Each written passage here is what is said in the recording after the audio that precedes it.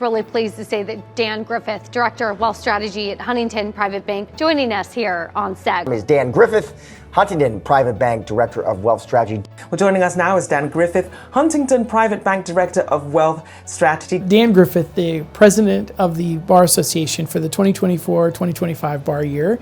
And in my day job, I'm the Senior Vice President and Director of Wealth Strategy for Huntington National Bank.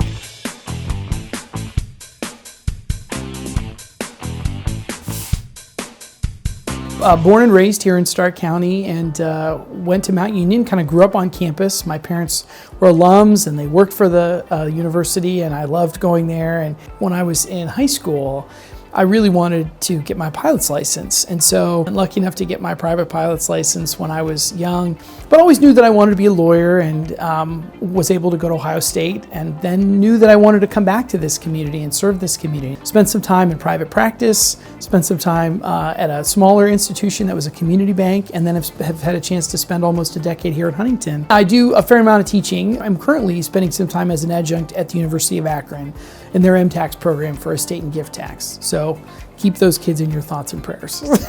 One of the things I've really been excited about were the folks who have preceded me, some amazing attorneys and remarkable individuals who I'm lucky enough to call friends. And the fact that we've been able to kind of create an unbroken string of continuity and execution is really part of what drove me to say, yes, I think I'd like to take a chance at becoming a bar leader, and hopefully I'll do my best and leave it a little better than when I started. I love the way that as a lawyer, you get to really help people through what can be often a very difficult time. Less than a third of American adults actually have estate planning documents, and yet we all know we'll need them at some point. Part of it is that it's an access to justice. It's a cost, expense, complexity kind of issue, and we could say that about any of the areas of law. So as a result, access to justice continues to be a real priority. Strong legal practices mean strong communities. I think we look at it and say, we really have an obligation if Ohio's going to continue to grow and expand and become a model for other states. We've got to make sure that we focus on this because it's absolutely imperative. On the other side of the coin, we want people to become attorneys because it's a profession that is incredibly fulfilling, but also allows them to feed their families. I think those are challenges that we look at right now.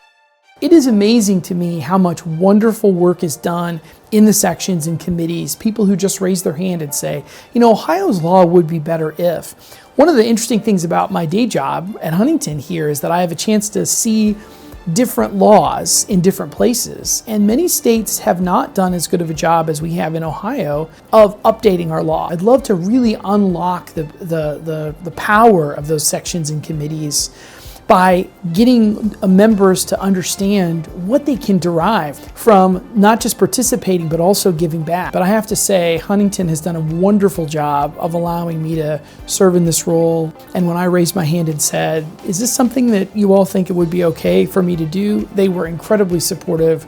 Well, I'm lucky enough to be married to Marcy, and we have 4 kids who are all teenagers now. And I'm fairly active on LinkedIn, so I looked at her. Like 1,900 followers. This is the best part of that story. I go home, my kids are incredibly unimpressed with everything that I do. I kind of randomly remarked, I was like, hey, I found the funniest thing out. Like, I have these 1,900 LinkedIn followers. They were like, oh, well, this is kind of relevant. And I was like, oh my gosh. You're like, so, finally. I know. Yeah, something that they can relate to. Yes. A guy who wears suspenders doesn't get characterized as an influencer, I don't think.